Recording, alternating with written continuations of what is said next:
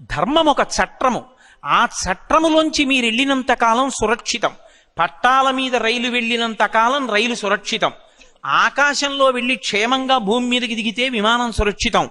నీటిలోనే ప్రయాణం చేస్తే ఓడ సురక్షితం. ధర్మచట్రంలోకి ఇమిడితే మనం సురక్షితం. ధర్మం ఎవరు చెప్పాలి అంటే వేదం చెప్తుంది. ఇలా బ్రతుకు, స్నానం ఇలా చెయ్యి, నిద్ర ఇలా లే, అన్నం ఇలా తిను, బట్ట ఇలా కట్టుకో, నిద్ర ఇలా నిద్రపో, తాంబూలం ఇలా వేసుకో, ఆశ్రమం ఇలా ఉండు, వర్ణము ఇలా ఉండాలి. అందుకే ధర్మము దేని మీద ఆధారపడుతుంది అంటే వర్ణాశ్రమముల మీద ఆధారపడుతుంది. ధర్మము ఇక దేని మీద ఆధారపడదు. వేదమతమునందు నిర్ద్వందంగా నిర్భయంగా చెప్పవలసిన మాట ఇదే. ఇంకొక మాట చెప్పడం సాధ్యం కాదు. ధర్మము దేని మీద ఆధారపడుతుంది అంటే వర్ణము, ఆశ్రమము, ఈ రెండిటి మీద ఉంటుంది ధర్మం.